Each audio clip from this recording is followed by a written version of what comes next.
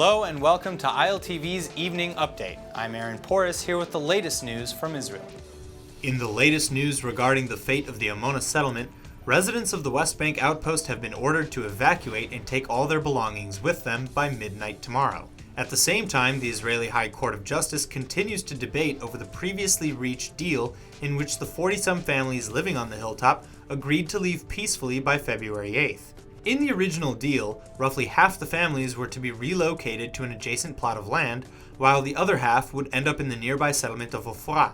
As neither option was advanced, the Omona residents have called upon the government to either hold up their end of the deal or dissolve it.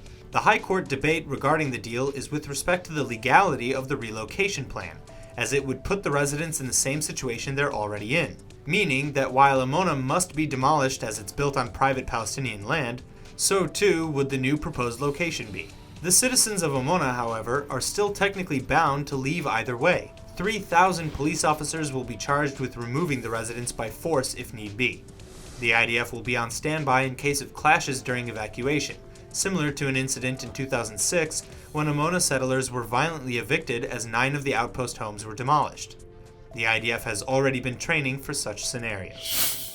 Thousands of rockets are expected to hit Israel during the next war, according to the IDF Homefront Command. A senior army officer said recently that the ability of Hezbollah to develop and acquire rockets and highly accurate missiles is the most significant threat, with at least 120,000 rockets aimed at Israel. While most have a range of just 45 kilometers, many of them are able to strike anywhere in the Jewish state.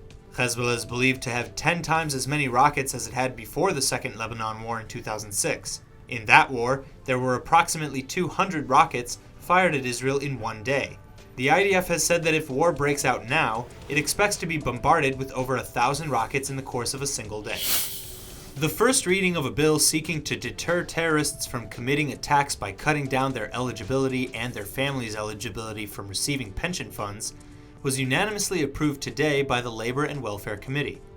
The bill, proposed by MK Yaakov Peri of Yesh Atid, also stipulates that terrorists wounded while committing attacks will not be eligible for disability insurance. Should a terrorist die while committing his attack, his family members would not be eligible for survivor's insurance.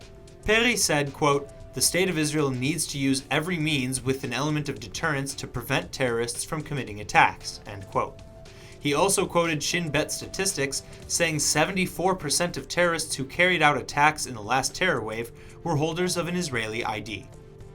The first online database with the names and personal details of nearly 10,000 Nazi SS commanders and guards who served at Auschwitz has been published online. The database provides the SS staff members' personal data, including date and place of birth, service number, date of arrival and departure from the camp, education, and citizenship. Photographs of some of the SS officers are also shown, as are court records in those cases where the Nazi was tried in court after the war. The base list of Auschwitz names is the beginning of a larger project that will include other Nazi concentration camps. The project is also intended to curb the use of erroneous phrase Polish death camps, to refer to sites built and run by Nazi Germany in occupied Poland.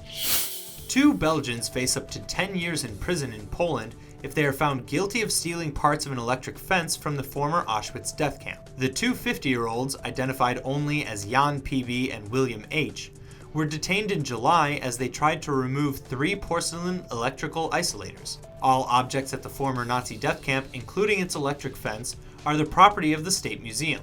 The trial of the 2 Belgian men is set to open in Krakow on February 28th. Several people have tried to make off with barbed wire surrounding the camp, which is listed on UNESCO's World Heritage List. In 2009, one gang stole the camp's infamous Arbeit macht frei sign, sparking a global outcry.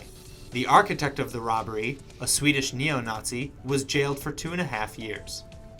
That's all for now. Stay tuned on ILTV.tv for our main daily broadcast playing after this. I'm Aaron Porras and see you next time with our morning briefing from Israel at 8 a.m. Eastern Time.